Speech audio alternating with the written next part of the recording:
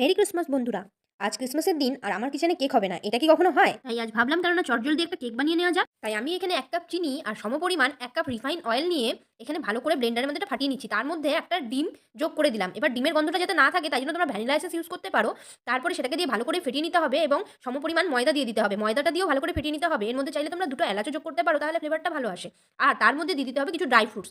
আর তোমরা এর মধ্যে দিয়ে দেবে বেকিং সোডা অথবা তোমরা ইনো চাইলে ইউজ করতে পারো। এটাকে দিয়ে ভালো করে ফেটিয়ে নিতে হবে। এবার দেখো আমার ভালো করে ফেটিয়ে নেওয়া হয়ে গেছে আর আমরা একটা সিলভারের পাত্রের মধ্যে ব্যাটারটা নিয়ে নিয়েছি। এর মধ্যে ড্রাই ফ্রুটগুলো সমানভাবে ছড়িয়ে দিয়েছি। এদিকে প্রেসার কুকারে কিছুটা বালি দিয়ে তার মধ্যে স্ট্যান্ডটা বসিয়ে দিয়েছি গরম হওয়ার জন্য। এবার এতে ব্যাটারের বোলটা আমরা সুন্দরভাবে বসিয়ে দিলাম আর প্রেসার কুকারটাকে আমরা এয়ার টাইটভাবে লক করে নেব এবং তার সাথে খেয়াল রাখতে হবে যাতে গ্যাসের ফ্লেমটা একদম মিডিয়াম লেভেলে হয়।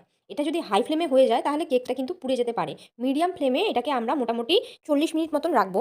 40 মিনিট পরে আমরা এটাকে খুলে দেখব এবং চেক করে দেখব যে এই জিনিসটা হলো কি না। তো যাই হোক, আমরা বারবার খুলে খুলে এটাকে দেখছিলাম আর কাঠি ঢুকিয়ে চেক করতে হয়। তো চেক করে দেখছিলাম, প্রথমে হয়নি। দেন লাস্টের বার আমরা যখন টুথপিকটা এর মধ্যে ঢুকিয়ে দেখলাম যে হ্যাঁ, এটা হয়ে গেছে। তারপর আমরা এটাকে নামিয়ে ঠান্ডা করে নিলাম। নেওয়ার পরে এই যে দেখতেই পাচ্ছ লাস্ট ফিনিশিং কি সুন্দর হয়েছে কেকটা দেখতে। যেরকম ফ্লপি ওরম দেখতেও সুন্দর আর ভেতরটাও ওরমই নরম হয়েছে। এবার আজকে যেহেতু ক্রিসমাস তাই জন্য আমার হাসব্যান্ড জানতো না যে আমি কেকটা বানাচ্ছি। তাই ওকে একটু সারপ্রাইজ দিয়ে দিলাম। এই দেখো ওনার এক্সপ্রেশনটা কীরকম। উনি তো খুব খুশি হয়েছে কেকটা দেখে, বলছে আরে বাপরে এত সুন্দর কেক। যাই হোক, আজকে আমরা এইভাবেই আমাদের ক্রিসমাসটা সেলিব্রেট করলাম। তোমরা কীভাবে করলে অবশ্যই জানিও। এই দেখো এখানে আমি এবার কেকটা কেটে নিচ্ছি, কেটে নিয়ে আমরা সবাই মিলে এবার কেকটা খাবো।